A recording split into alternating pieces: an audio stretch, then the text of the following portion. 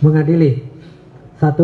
Menyatakan terdakwa Suki Nur Harja alias Gus Nur telah terbukti secara sah dan meyakinkan bersalah melakukan tindak pidana dengan menyiarkan berita atau pemberitahuan bohong dengan sengaja menerbitkan keonaran di kalangan rakyat secara bersama-sama. Menjatuhkan pidana oleh karena itu dengan pidana penjara terhadap Suki Nur Harja dengan pidana penjara selama 6 tahun. Kita berharap bandingnya nanti ini ditambah hukumannya. Itu harapan kita. Sehingga apa? Tidak ada lagi orang di negeri ini yang main-main. Tidak ada lagi orang di negeri ini yang mencoba merusak tatanan kebangsaan kita. Jadi soal Sugi Nur ini bagi kita semua hanya dagelang. Hanya cuap-cuap kecil untuk memberikan gotarang-gotarang, membangun ketakutan-ketakutan terhadap pemerintah dan yang waras tidak boleh mengalah terhadap mereka para pencoleng-pencoleng agama yang menjadikan agama sebagai alat politik. Assalamualaikum warahmatullahi wabarakatuh. Om Swastiastu, Namo Buddhaya, salam kebajikan. Kembali bersama Tolang 9 dari Butapan Ritalopi Kabupaten Bulukumba. Heboh sidang putusan Sugi Nur dan Bambantri, di mana hakim menetapkan 6 tahun penjara dari tuntutan jaksa 10 tahun. Saya sesungguhnya tidak kaget dengan apa yang menjadi keputusan hakim. Justru kemudian harapan saya sebenarnya bisa lebih dari 6 tahun itu, kalau perlu dipas-paskan 10 tahun. Kenapa? Supaya orang yang melakukan hal-hal seperti yang dilakukan oleh Gus Nur dan Bambantri itu kemudian ada efek jerah. Sebab yang dilakukan kedua orang ini tidak main-main, di mana terus-menerus menyudutkan pemimpin kita, menyudutkan Pak Jokowi sebagai orang yang berijazah palsu dan membawa isu agama masuk di dalam ranah tersebut yang saya kira sangat sensitif. Oleh karena itu, apapun yang disampaikan oleh para pendukung Gus Nur dan Bambantri yang sepertinya tidak menerima dan akan melakukan perlawanan dalam tanda petik, bahkan di sela-sela persidangan kita dengar ada teriakan yang mau melakukan perang, dan untungnya dengan sikap pihak kepolisian langsung melalui perintah hakim orang ini diusir keluar dari persidangan dan polisi pun langsung mengamankan orang ini. Dan memang orang ini adalah orang yang sudah familiar di kita, orang yang memang konsisten membela Sugi Nur. Dan saya indikasikan orang ini adalah ex-HTI, kalau bukan ex-HTI ya ex-FPI. Dan dia mengatakan bahwa agenda 2024 adalah merupakan satu agenda yang mereka lagi siapkan pasca ini. Ya itu pun kita sudah tahu, dari dulu kan mereka ini pasti memiliki agenda. Kita tahu bahwa pengacara yang mendampingi Sugi Nur dan Bambantri ini salah satunya adalah ex-HTI yang memang teriakannya itu sampai hari ini masih sangat berharap khilafah itu bisa diterapkan di Indonesia.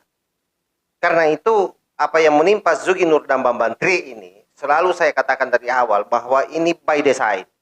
Mereka berdua ini adalah orang-orang yang digodok khusus oleh mereka supaya ada tumpangan isu yang mereka bisa lakukan untuk menyudutkan pemerintah, menyudutkan peradilan kita, menyudutkan pihak kepolisian, yang pada akhirnya agenda sesungguhnya adalah bagaimana mereka ini mendegradasi pemerintah Indonesia, bagaimana mendegradasi Pak Jokowi di mata rakyatnya. Itu kan yang menjadi agenda mereka. Karena itu sekali lagi saya tidak pernah kaget dengan situasi yang ada hari ini. Apalagi pasca persidangan ketika mereka semua keluar. Justru ini bagus. Karena dengan keluarnya mereka semua memproklamirkan diri sebagai pendukung Sugi Nur dan bahkan memberikan warning terhadap pemerintah, memberikan warning terhadap negara. Justru ini peluang bagi pihak kepolisian. Karena dengan begitu mereka semua kemudian diketahui siapa-siapa orangnya. Nah ternyata kalau kita periksa semua itu juga yang dari dulu memang tidak pernah senang dengan pemerintah kita, tidak pernah senang dengan Pak Jokowi.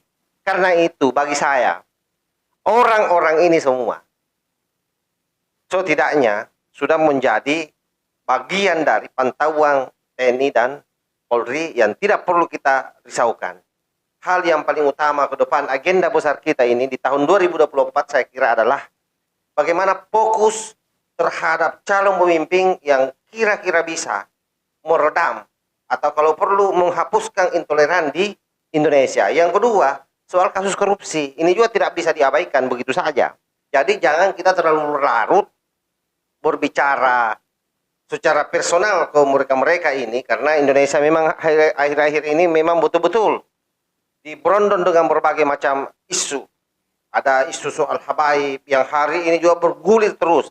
Ada isu soal Pak Mahfud yang bicara soal ratusan triliun itu juga bergulir terus. Oleh karena itu, kerucutnya kalau saya, ada memang dua hal yang menjadi pekerjaan besar ke depan.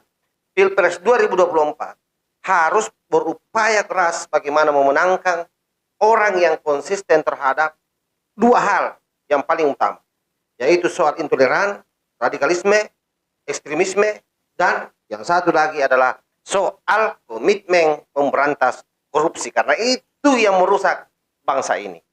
Jadi soal Sugi Nur ini bagi kita semua hanya dagelang, hanya cuap-cuap kecil untuk memberikan gotarang-gotarang, membangun ketakutan-ketakutan terhadap pemerintah dan rakyat Indonesia. Tetapi kita tidak perlu hiraukan itu, karena sejauh ini saya kira pihak kepolisian dan seluruh elemen yang terkait dengan ini itu bisa mengamankan mereka. Faktanya hari ini mereka dijatuhi hukuman 6 tahun dan mereka banding. Kita berharap bandingnya nanti ini ditambah hukumannya. Itu harapan kita. Sehingga apa? Tidak ada lagi orang di negeri ini yang main-main. Tidak ada lagi orang di negeri ini yang mencoba merusak tatanan kebangsaan kita, coba merusak NKRI kita, mencoba mendegradasi Pancasila yang kita sama-sama cintai. Saya kira itu yang saya sampaikan. Wallahul muwaffiq ila aqwamit thariq. Wassalamualaikum warahmatullahi wabarakatuh. NKRI harga mati, Nusantara milik kita.